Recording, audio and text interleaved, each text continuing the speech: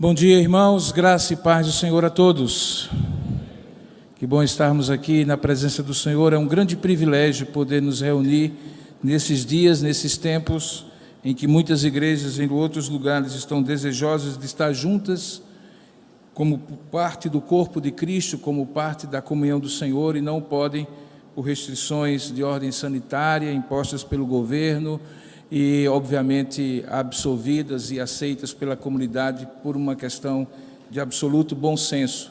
Muitas igrejas no Rio, praticamente todas as igrejas em São Paulo, estão hoje realizando cerimônias, celebrações, cultos à distância, pela internet, e nesse aspecto a tecnologia ajuda bastante, porque há restrições para aglomerações de pessoas.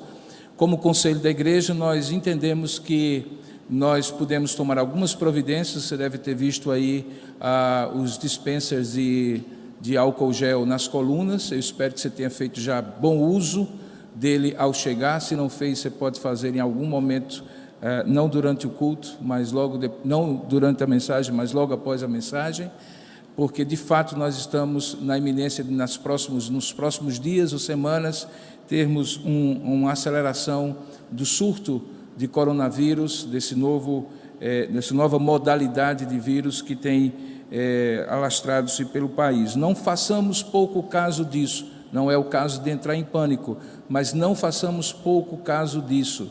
Apesar da baixa letalidade do vírus, há uma proliferação muito fácil, e não apenas pela saliva, e não apenas pelo ar, mas também pelas superfícies que a gente toca e que, eventualmente, estando contaminados, sem saber, acabamos deixando ali por algum tempo aquela superfície também em condição de ser um vetor de contágio. Portanto, tenhamos cuidado. Aos irmãos que preferiram participar do culto à distância, não há problema nenhum, isso não implica em nenhum tipo de falta de espiritualidade ou de confiança ou de fé, especialmente aqueles como minha esposa, por exemplo, que tem imunidade baixa, crônica, e que decidiu hoje não estar aqui nem pela manhã nem à noite. Uma das razões também porque não estivemos ontem no encontro da família Tambaú.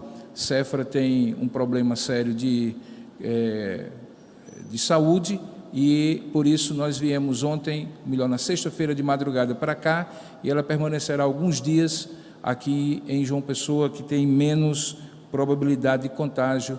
Dos 165 casos já confirmados no Brasil, 68 estão em São Paulo, portanto, responde por mais da metade dos casos, e o bom senso e a inteligência nos faz evitar situações. Eu, infelizmente, não terei a possibilidade de fazer isso. Viajo de madrugada hoje para a cidade de Castro, no Paraná, e de lá para Curitiba, onde visitarei o Hospital Evangélico, como parte do trabalho meu como chanceler, fazendo o apoio à capelania hospitalar do maior hospital de Curitiba. Os irmãos orem por a gente. Há muitas viagens que estão sendo adiadas, mas algumas não podem por compromissos de ordem profissional. Orem por a gente também, e orem por aqueles que estão em risco maior por conta da situação de serem maiores ou mais idosos do que 60 anos de idade. A imunidade tende a cair. Vocês têm ouvido e têm lido sobre isso, e é importante que a gente perceba que tudo isso é importante e deve ser levado a sério. O problema nosso no Brasil é que a gente acha que, se há um risco, é melhor nem levar em conta.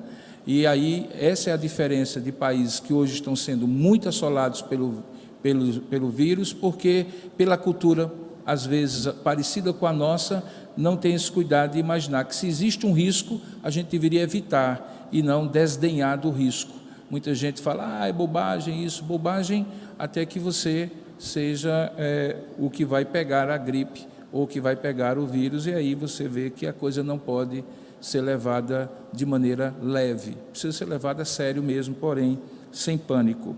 O nosso desejo nesse domingo, hoje pela manhã e à noite, é fazer uma exposição em 2 etapas, como nós temos feito quando estamos aqui em João Pessoa. E nós vamos falar em 2 etapas sobre como você deve entender esse momento e como você deve enfrentar esse momento. E esse momento é um momento em que nós temos uma grande oportunidade de aprendizado. Eu sei que você já conhece, é quase um chavão, que o ideograma chinês que fala de crise é muito parecido com aquele que fala ou que traduz a ideia de oportunidade. Em 1959, quando pela primeira vez essa analogia foi feita, embora de fato o ideograma crise e o ideograma oportunidade em chinês, eles não são exatamente esse sentido, mas tem um sentido de ponto crítico, ou seja, uma oportunidade de fazer uma reflexão, de fazer uma crítica, de mudar de direção, e é exatamente isso que nós gostaríamos de fazer, dando um enfoque espiritual a como você deve entender e como você deve enfrentar essa crise. Obviamente que recomendações de ordem médica e outros especialistas podem dar, eu apenas mencionei algumas como responsável pelo bem-estar da comunidade. Porém, essa oportunidade ou esse ponto crítico que nós temos, ela nos leva a que tipo de reflexão? Como eu devo entender e como eu devo enfrentar isso? E, para tanto, eu gostaria de convidá-lo a estar aqui pela manhã e à noite, ou presencialmente ou pela internet, para entender essas duas partes da mesma reflexão e da mesma exposição bíblica que iremos fazer. E, para tanto, eu também convido você a abrir a palavra de Deus na carta que Paulo escreveu aos Romanos, no capítulo 8, Romanos capítulo 8, a partir do verso de número... Romanos capítulo 8, nós vamos ler versos espalhados no capítulo, mas o versículo 18 é quando nós vamos, ou onde nós vamos começar.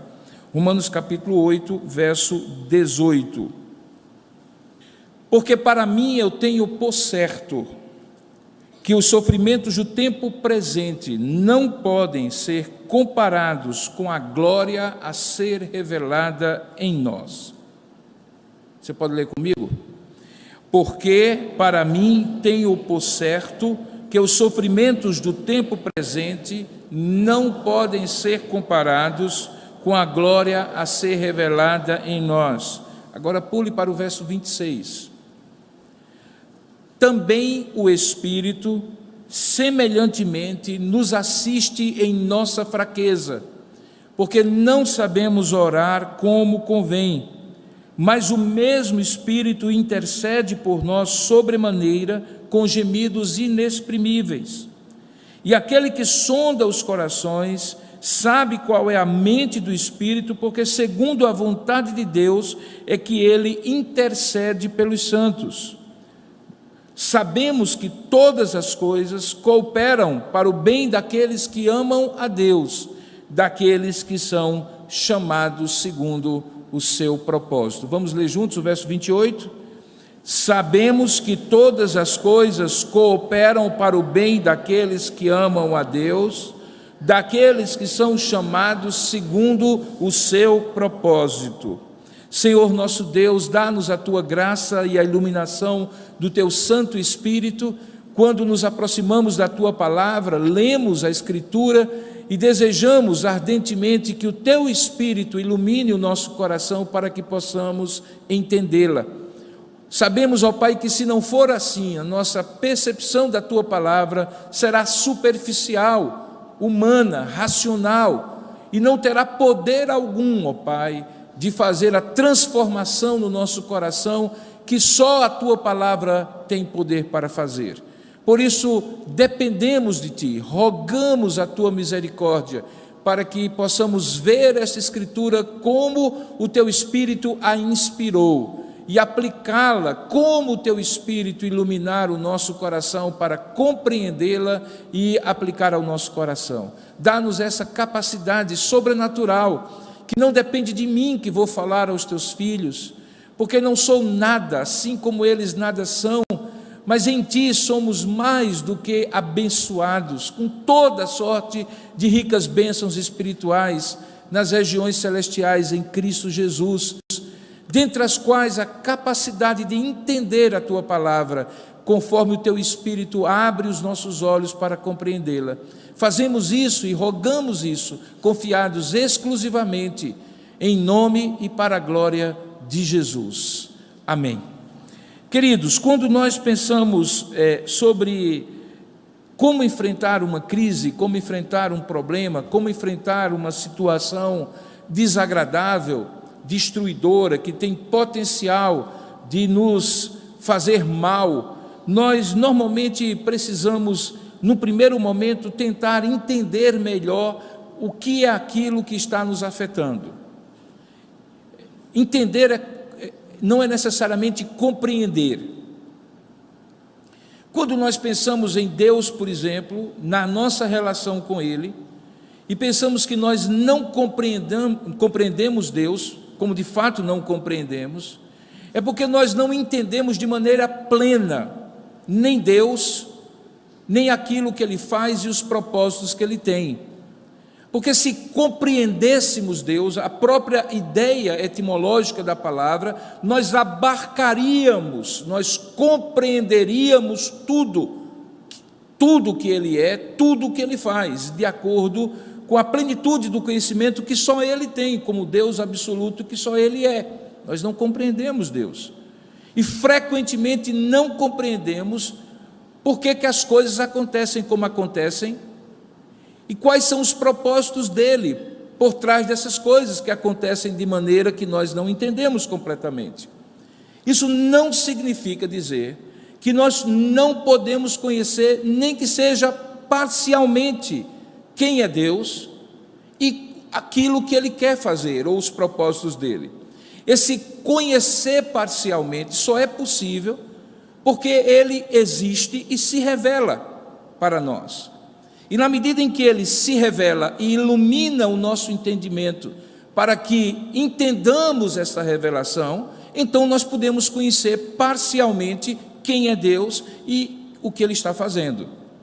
Então, se por um lado nós precisamos ter muita humildade de dizer assim, eu não compreendo quem é Deus na sua plenitude, nem aquilo que Ele faz de maneira plena, por outro lado, não podemos cair no erro de dizer que, portanto, todo o conhecimento de Deus e do propósito dele é impossível, porque aí nos tornaríamos agnósticos, incapazes sequer de viver. E o agnosticismo traz muita angústia, porque você imagine aqui comigo ter que enfrentar a vida, e a vida não é fácil, você sabe muito bem disso, você já passou por experiências em que você demorou muito para fazer sentido das coisas que estavam acontecendo, você andou pelo vale da sombra da morte, e no vale da sombra da morte o seu coração se angustiou, você até mesmo brigou, entre aspas, com Deus, você revoltou-se com as circunstâncias, então você sabe que a vida não é fácil.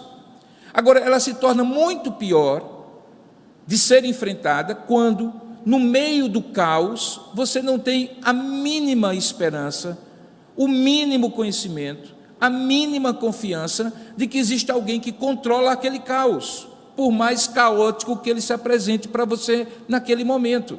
Eu costumo dizer que se é difícil a gente conciliar a existência de Deus, de um Deus amoroso e todo-poderoso, com coisas que nós não entendemos na vida, é muito mais difícil, eu diria, muito impossível, tirar Deus dessa equação e mesmo assim conseguir viver, porque é de angústia completa e absoluta que nós estamos falando.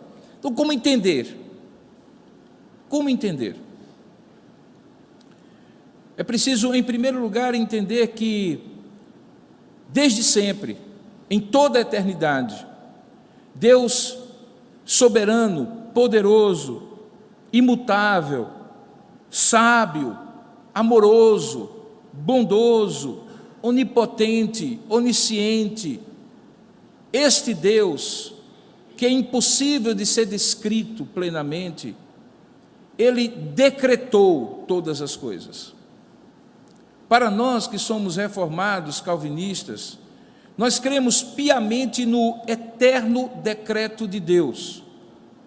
E nós entendemos que Deus, em algum momento, decretou todas as coisas, como Paulo escreve aos Efésios, que ele chama de eterno propósito de Deus.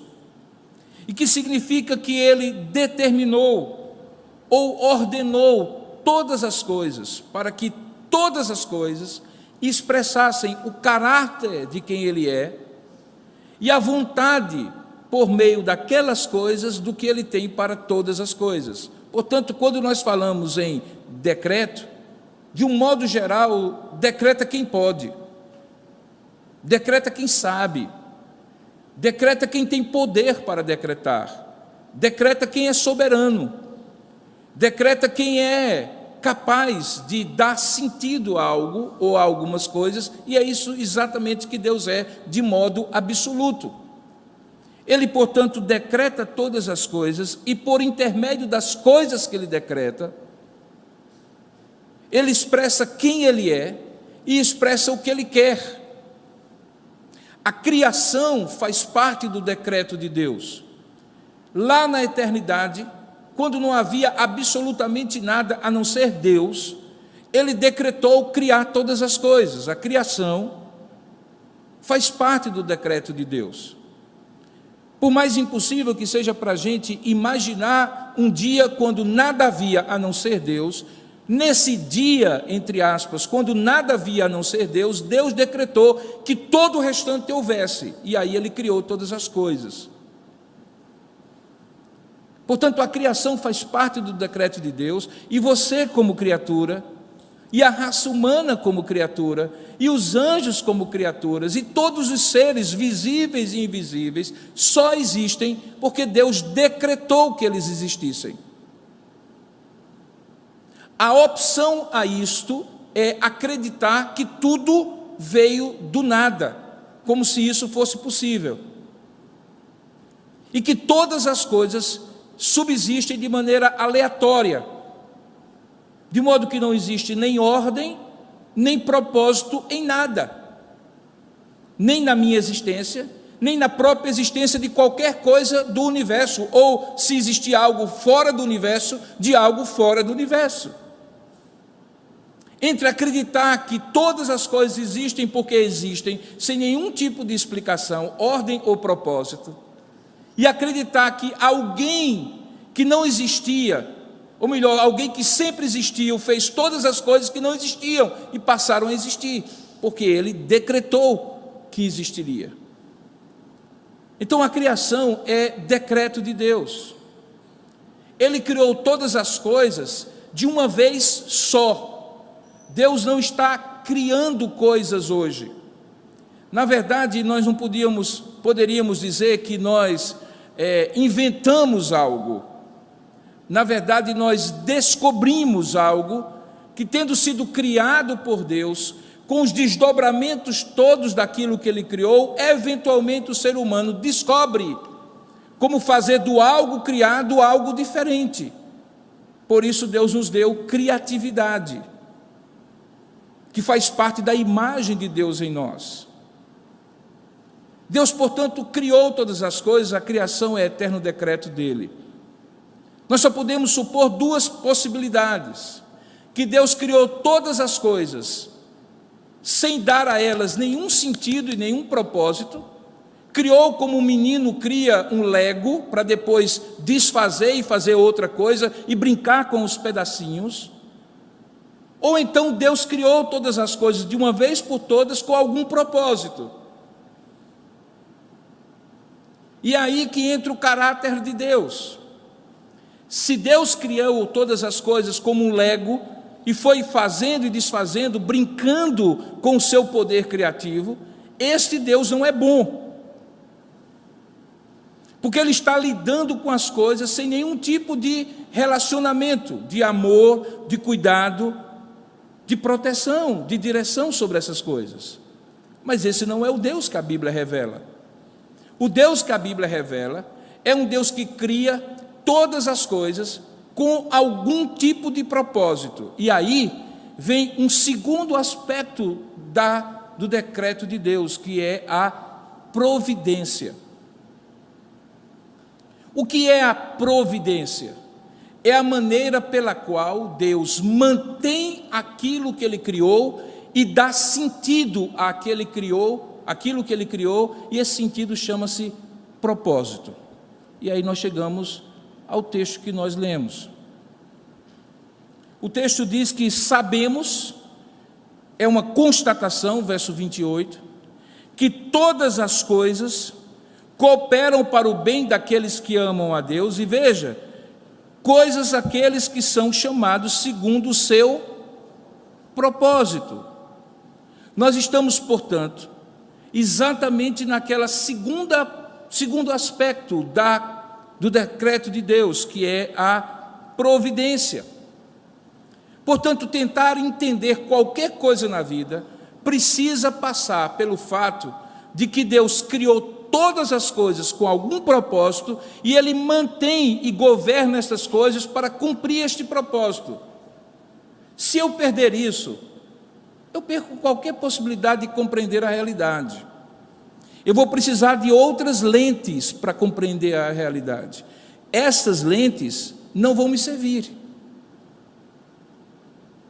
Mas se eu colocar estas lentes, porque Deus, na sua graça, iluminou os meus olhos para compreender essa verdade, então eu vou ter possibilidade de entender essa realidade. E aí, de cara, eu já vou lhe dizer, o que eu estou dizendo não faz nenhum sentido para quem não tiver os seus olhos iluminados por este Deus.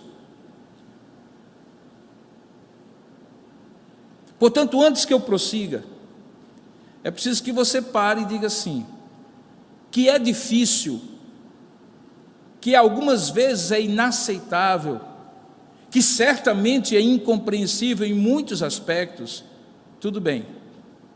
Mas eu quero entender isso e eu preciso que Deus ilumine o meu coração para entender isso, aí sim nós vamos estar na mesma página. Porque sem isso eu vou gastar o meu vernáculo, toda a minha teologia, toda a minha filosofia, toda a minha argumentação, toda a minha retórica, vai bater no seu cocoruto e vai cair no chão. Porque essas coisas não se discernem de maneira racional e de maneira natural. Isso não quer dizer que não tenha uma lógica própria. Tem. E é exatamente isso que eu estou expondo para você. Uma lógica própria de que é mais prudente e de bom senso você compreender que todas as coisas têm um propósito. Foram criadas segundo um propósito, não são aleatórias, não são sorte, e que tentar entender este propósito em todas as coisas nos ajuda a lidar com as crises da vida. A opção, muitos de nós, a alternativa, muitos de nós já passaram por ela. E eu tenho certeza que era um relato de angústia, de incompreensão, diante da fragilidade, quando a vida nos apresenta essas situações, que os sofrimentos do tempo presente são maiores do que nós. Por isso, Paulo começa essa parte da exposição dizendo, porque para mim, verso 18, eu tenho por certo, tinha sido a experiência dele, ele tinha certeza, aquele nível de conhecimento vivencial que lhe dava convicção. Eu tenho por certo que os sofrimentos do tempo presente, que ele não negava, porque ele não era alienado, ele sabia que o tempo presente tinha sofrimentos, no entanto, não podiam ser comparados com a glória a ser revelada em nós. Portanto, ele contrasta o que nós vemos hoje de sofrimento com a glória que nós haveremos de ver, o que então nos leva a concluir, em primeiro lugar, que nem todas as coisas que nós entendemos hoje vão ser plenamente entendidas aqui e agora, elas serão compreendidas na glória. Eu sei que isto é exatamente o que dá alimento a que muitas pessoas digam que a religião é alienante, porque diz assim, se conforme, é assim mesmo aqui na vida, o melhor está no céu, portanto não mude nada aqui na terra, não se preocupe com as coisas aqui do mundo, porque o que é bom está guardado, está lá na frente, então viva aqui e aí por diante. Não é isso que nós estamos falando, você vai entender à medida que eu for explicando. Mas em primeiro lugar entenda, não há como você interpretar a realidade sem a certeza de que existe um Deus que criou todas as coisas e que pela sua providência mantém todas as coisas e direciona todas essas coisas para o propósito original que Ele criou, inclusive você, inclusive esse momento, inclusive todas as coisas, por mais incompreensível que seja para você.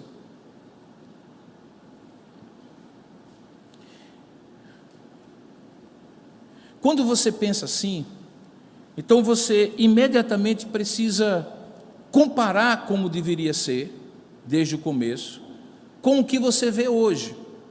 E aí entra uma segunda lente nesse óculos.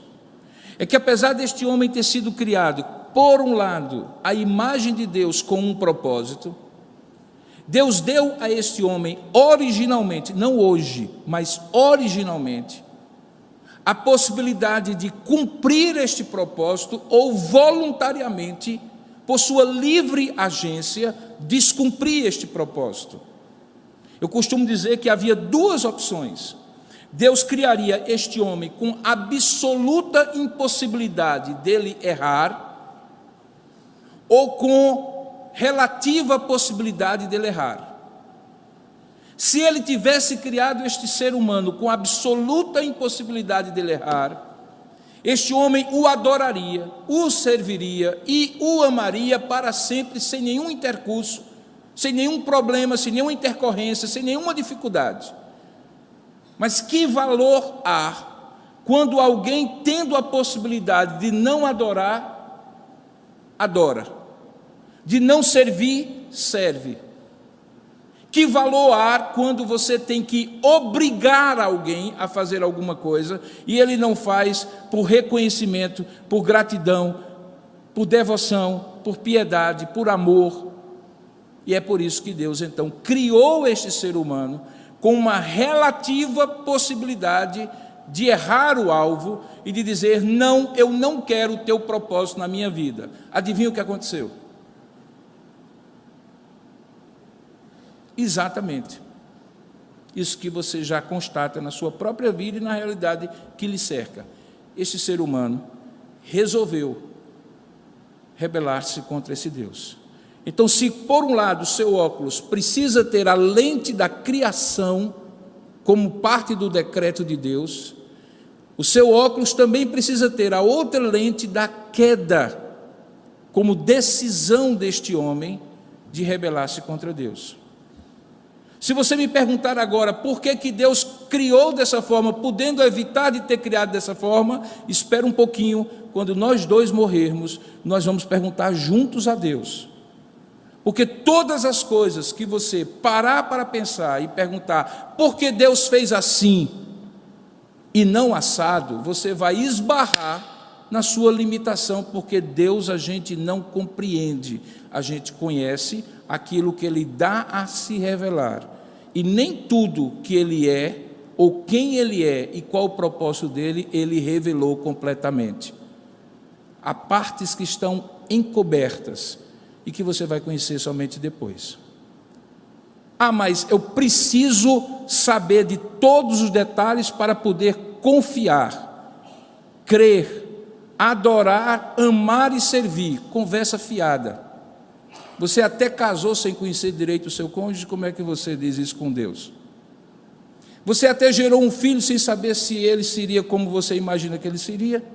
Você senta na frente da televisão e você nem se preocupa em tentar entender toda a tecnologia que está ali, você quer no fundo assistir o filme na Netflix. Para todas as coisas você tem uma dose mínima de confiança para poder conviver. Mas com Deus você quer ter tudo antes para depois acreditar. Saiba, isso faz parte justamente da queda. Faz parte justamente da queda. A sua mente, de alguma forma, foi afetada para acreditar a priori em tudo que possa lhe dar condição de acreditar, ainda que não com todos os detalhes, mas quando se refere a Deus, desconfiar de tudo que venha de Deus, a não ser que de alguma forma ele supostamente provasse que é exatamente assim como ele diz que é. E isso faz parte do estado de rebelião que afetou a mente do ser humano. Porque nas outras coisas da vida, nós damos o benefício da dúvida e confiamos para depois acreditar e, para acreditando, depois conviver e usufruir. Mas com Deus não. Mas se você então tem essas duas lentes, e quando Paulo diz que todas as coisas cooperam para o bem daqueles que amam a Deus e que são chamados segundo o seu propósito, surge um problema, que é exatamente o que eu quero abordar agora pela manhã, para você entender um pouco melhor a crise que nós estamos passando, e à noite como você deve lidar com ela. Qual é o problema que surge? É quando as coisas ruins acontecem para nós.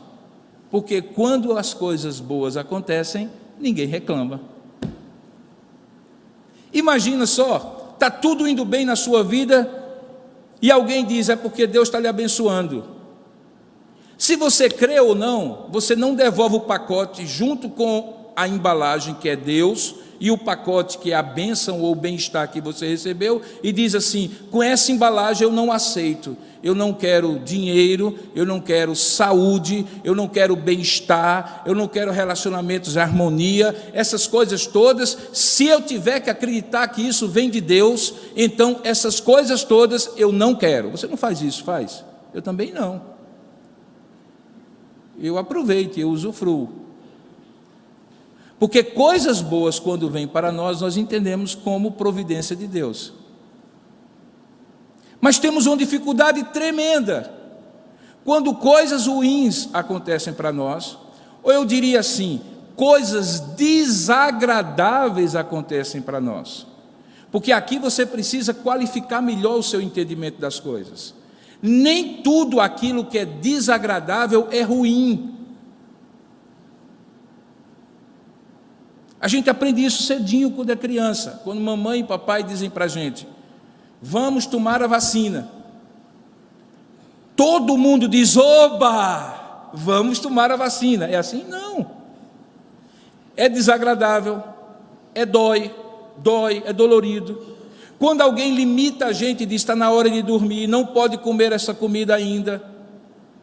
Todos nós dizemos assim, que coisa ruim. Mas veja, se tiver um propósito bom, o que é desagradável não é ruim, é só desagradável. Mas nós entendemos como ruim. Agora, amplie isso sobre todas as coisas. E você perceberá que a maioria delas que são desagradáveis não são ruins, são desagradáveis.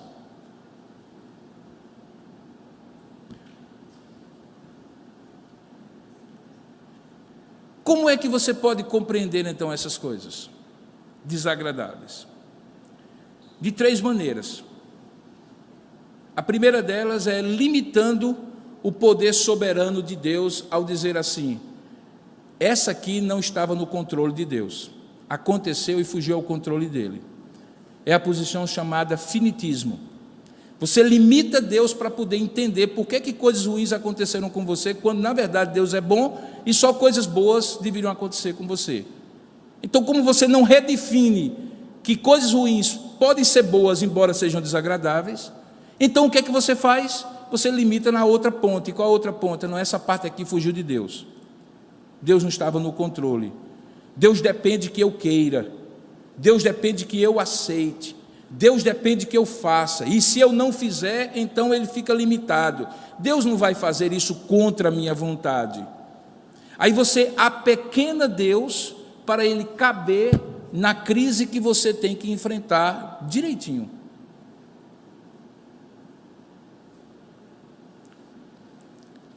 A segunda maneira é outro ismo, é o fatalismo. O fatalismo diz, olha, pouco importa o que eu fizer ou quem quer faça, vai acontecer porque Deus decretou.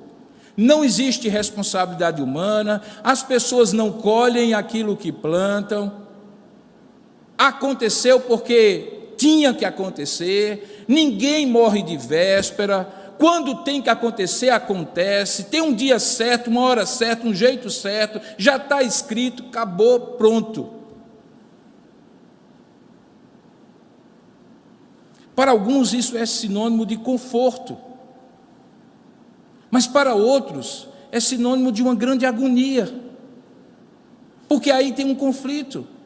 Quando acontece alguma coisa ruim e é o que Deus queria, como isso se compatibiliza com a bondade dele? Se ele é bom e ele decretou coisas ruins, como é possível que ele seja bom? Ou então ele é bom, mas não é todo poderoso, ou então ele é todo poderoso, mas não é bom. Ele é bom, quer fazer todas as coisas, mas não é todo poderoso. Então algumas coisas fogem ao controle dele, é o finitismo. Ou então ele não é bom.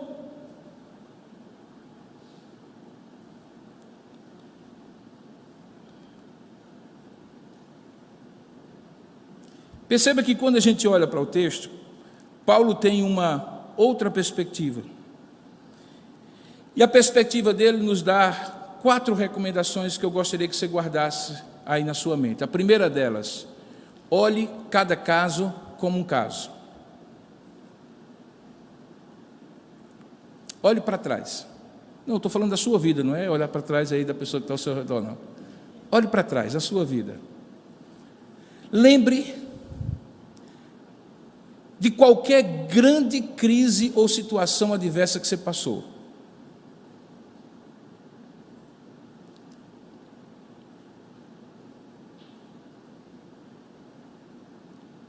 Estou esperando que você lembre. Como é que você a entendia quando você estava passando e como é que você a entende hoje? Deixa eu lhe fazer só uma pergunta. Mudou a compreensão? Via em regra mudou. Eu pensava de uma forma quando eu estava no caos, na dor, no sofrimento.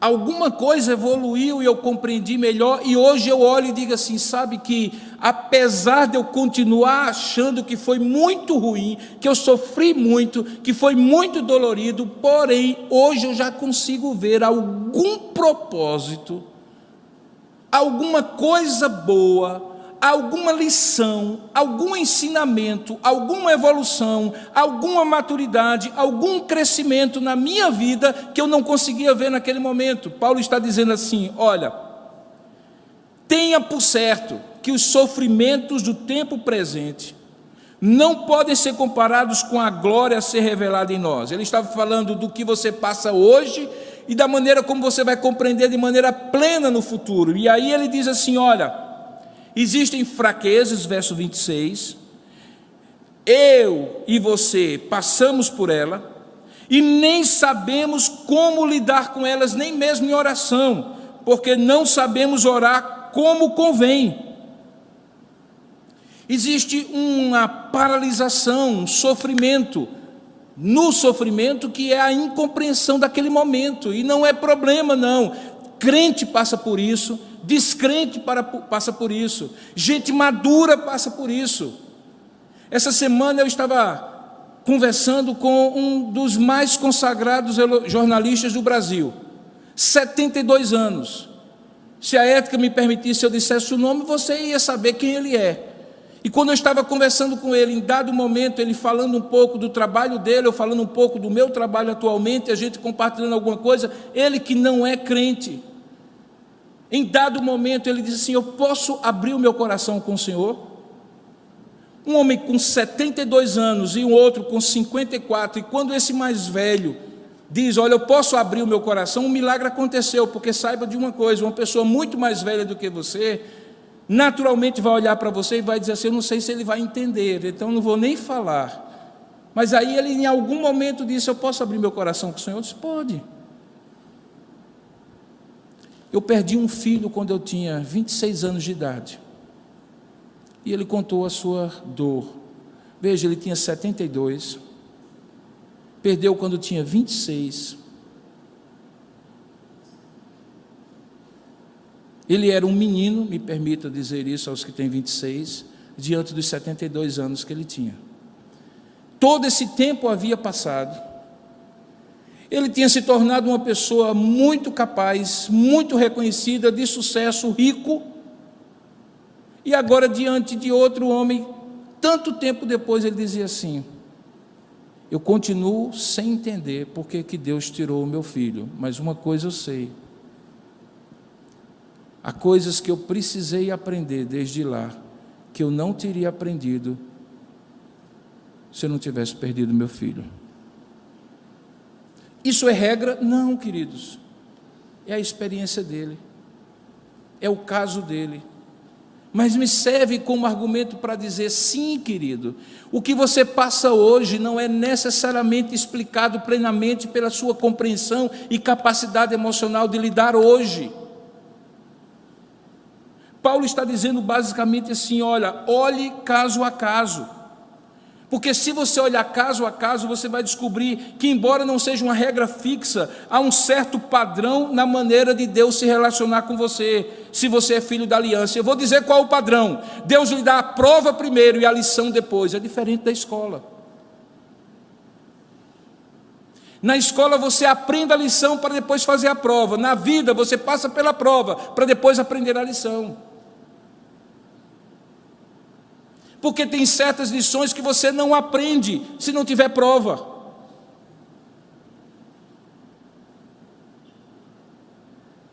Por que que tem que ser assim? Eu não sei. Só sei que é assim.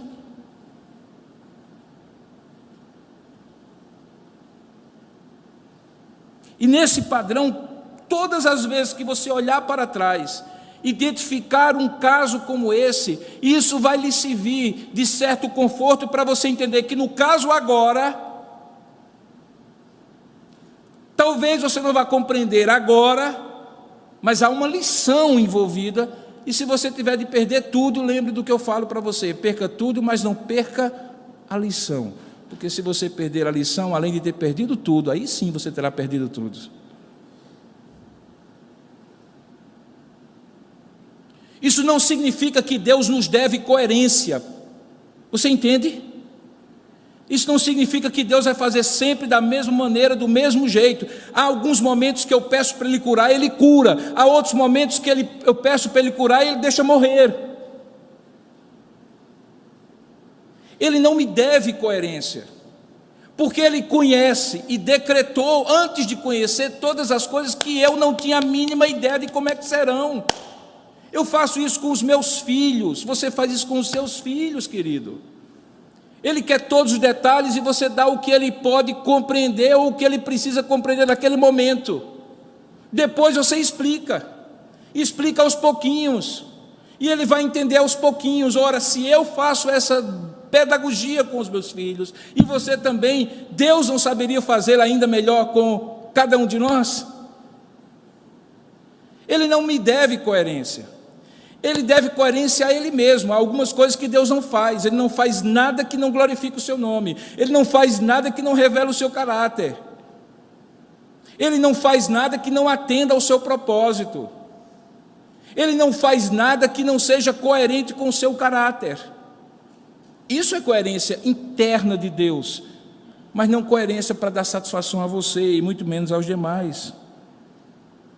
Existe uma forma de você descansar nisso, está aqui no texto. Sabemos que todas as coisas cooperam para o bem daqueles que amam a Deus e daqueles que são chamados segundo o seu propósito. Deus, nesse aspecto, não está discriminando, Ele está apenas dizendo que quem o ama porque foi amado e quem responde ao seu propósito porque foi escolhido, estes vão ter consolo nessas coisas. E é nesse ponto que à noite você vai compreender como alguém que é cristão pode e precisa enfrentar uma epidemia como essa e outras piores, inclusive sofrimentos pessoais, individuais e familiares, de uma maneira diferente daquele que não está em aliança com Deus. E por favor, quando eu falo alguém que está em aliança com Deus, esqueça a categoria crente protestante. Porque não significa que alguém que se autodenomina crente protestante, de fato, está em aliança com Deus. Especialmente no festival de baboseiras que a gente escuta hoje em nome de Cristo, em nome do Evangelho. Se você me leu na rede social ontem à noite, você me viu dizer que o povo besta, esse povo que teoricamente se chama de cristão ou de crente no Brasil hoje, faz treta com tudo, se mete na vida dos outros, tenta explicar o imponderável e inexplicável, julga as atitudes dos outros, dá uma vergonha alheia de ser confundido com esse povo. Não que eu seja melhor, mas porque isso não representa o evangelho do Cristo que nós cremos e que temos exposto nesse púlpito. Então, quando eu digo filho da aliança, é você e Deus que sabe, sinceramente. Os seus frutos me dão uma dica, mas é você e Deus que sabe. E você e Deus que sabem poderão dizer se de fato, caso a caso, Deus não demonstrou uma coerência consigo mesmo, ainda que não necessariamente com você. E aí eu retomo o ponto segundo que eu quero dizer para você. Tome caso a caso o primeiro. Segundo, confie na providência. Por que confiar na providência? Porque, como eu já demonstrei, nada acontece por acaso. Deus controla sobre tudo. Deus controla sobre todos. Alguém já comparou, e a Bíblia deu autoridade a isso, porque a expressão é bíblica, que Deus tem uma mão invisível. Igual aquela mão invisível de quando você estava começando a pedalar. Lembra que seu papai ou a sua mamãe tirou as rodinhas primeiras da bicicleta e deixou você supor que estava andando sozinho, mas havia uma mão que amparava de um lado e do outro, de modo que se você se desequilibrasse, logo vinha uma mão em socorro para você não cair. Essa mão invisível de Deus, que pré-ordenou todas as coisas, que decretou todas as coisas, ela mantém todas as coisas. E veja como é sábia essa providência. A nossa confissão de fé de Westminster descreve da seguinte maneira a providência de Deus: pela sua muito sábia providência, segundo a sua infalível presciência, e o livre e imutável conselho de sua própria vontade, o decreto, Deus, o grande Criador de todas as coisas, para o louvor da glória e da sua sabedoria, poder, justiça, bondade, misericórdia. Veja o que ele faz: 4 coisas. Ele sustenta, ele dirige, ele dispõe e ele governa todas as criaturas, todas as ações delas e todas as coisas, desde a maior até o menor.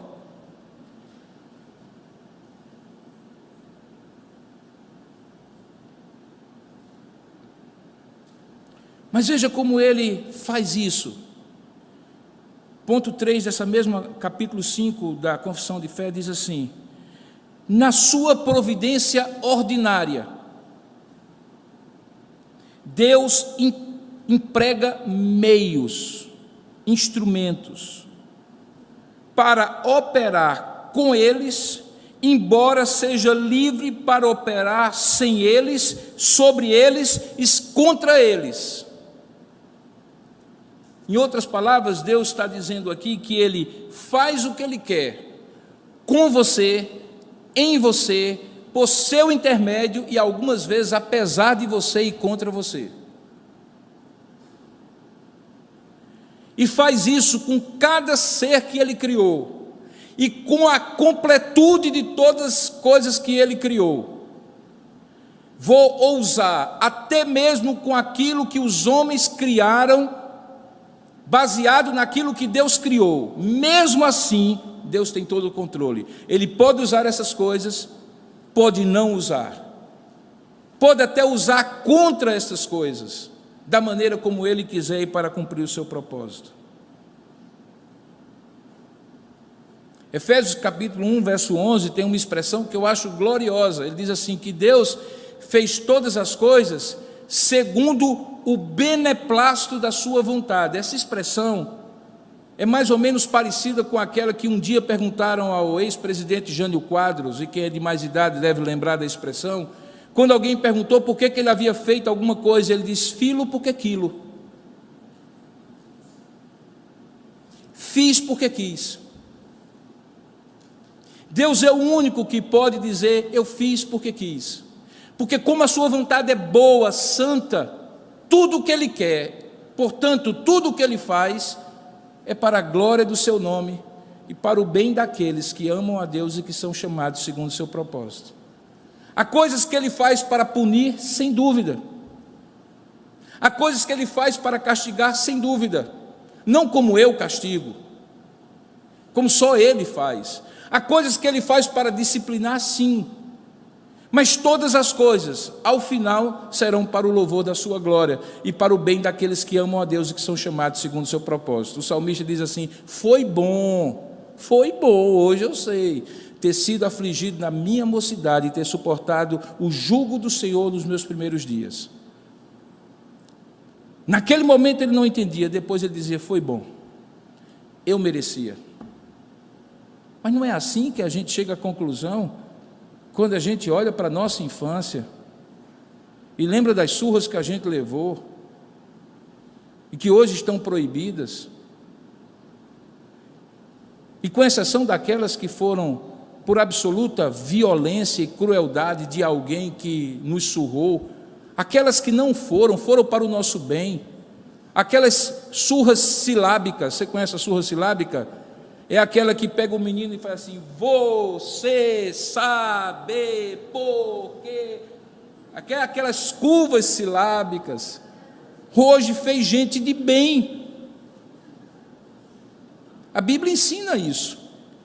Não retires a disciplina do teu filho, mas também adverte: não mates com a vara, não produza ira no coração do seu filho. Mas se eu faço isso, e se meu pai e minha mãe fizeram isso comigo, e eu sou quem eu sou por causa disso também, por que Deus não faria, meus irmãos? Porque não teria valor até mesmo nas disciplinas que Deus faz.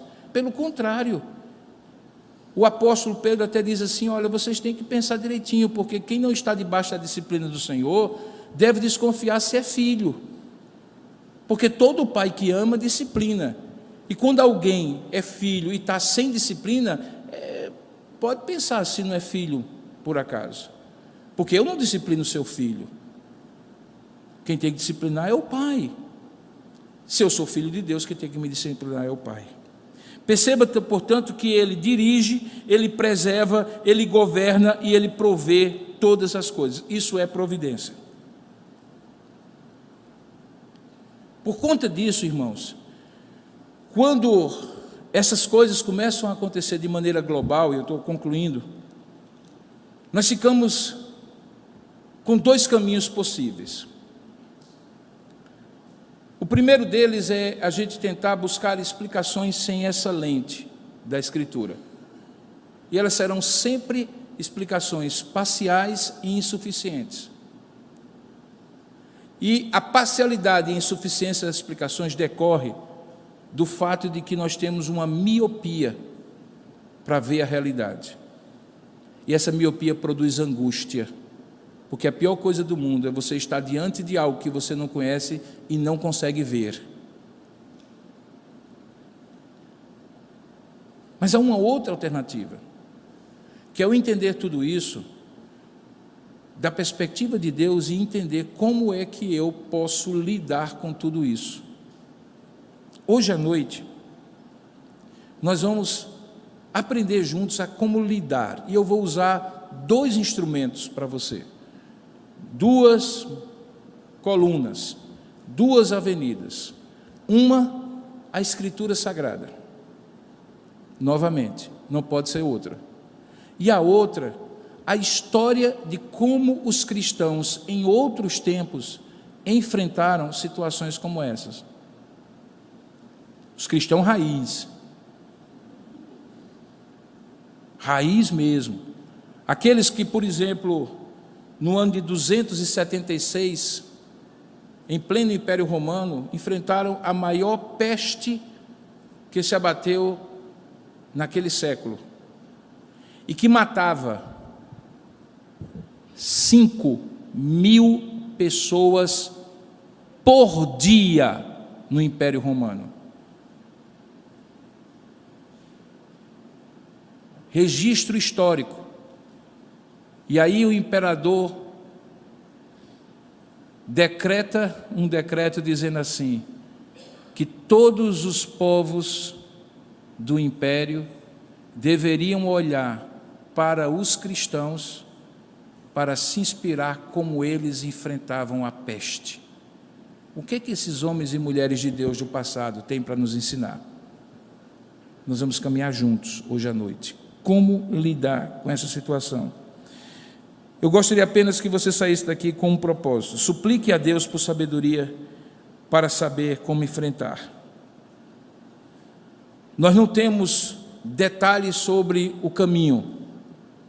Quando eu digo que eu vou viajar hoje de madrugada, eu não sei se eu vou chegar com vida, com saúde. Eu não sei se a coisa mais sábia seria ficar aqui. Eu não tenho todos os detalhes, por isso que eu preciso orar. Por isso que eu preciso de sabedoria. Porque Deus não nos dá um mapa. Deus nos dá uma direção de onde nós vamos chegar. Mas Ele não nos deixa perdido também não. A Bíblia diz que Ele dá o Espírito Santo, que nos ensinará todas as coisas e nos fará lembrar de tudo aquilo que Ele nos ensinou. E é nesse ponto, querido, que ser crente não é dar um tiro na razão, nem dar um tiro no bom senso, como alguns acham. Bom senso, razão, iluminadas por sabedoria de Deus e oração, traçam para nós o melhor caminho na direção que Deus quer para nós. Por isso que nós precisamos pedir a Deus sabedoria. E finalmente, outros podem lhe ajudar nesse caminho. Uma das igrejas que cancelou o culto hoje pela manhã, um dos pastores, que é um amigo muito querido, em Brasília, as igrejas de Brasília também estão fechadas, a grande maioria delas, disse assim: não há culto virtual. De fato, não há. Nós precisamos uns dos outros, nós podemos até participar do culto pela internet, mas nós estamos ligados pela união mística de Cristo, nós estamos como um corpo só, nós precisamos uns dos outros.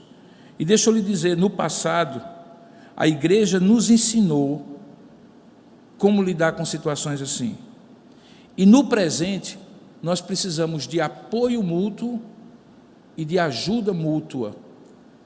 Talvez uma das cenas mais bonitas que nós temos visto é como um país como a Coreia, por exemplo, que soube lidar com razão e bom senso nessa crise que houve, bem coladinha ali na China, teve um número reduzido de mortes diante no número de infectados, e agora os que estavam bem de saúde têm se dedicado nos últimos dias e semanas a preparar refeições para colocar na porta daqueles que estão sem condição de sair de casa.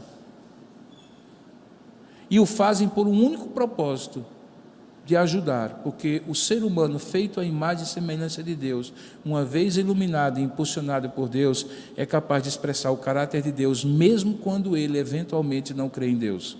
Isso chama-se graça geral. Então as pessoas se ajudam. Eu não acredito no ser humano porque é ser humano, eu acredito no ser humano porque é feito à imagem de Deus. Portanto, quando nós decidimos nos reunir aqui, pode ser que domingo que vem nós não nos reunamos aqui.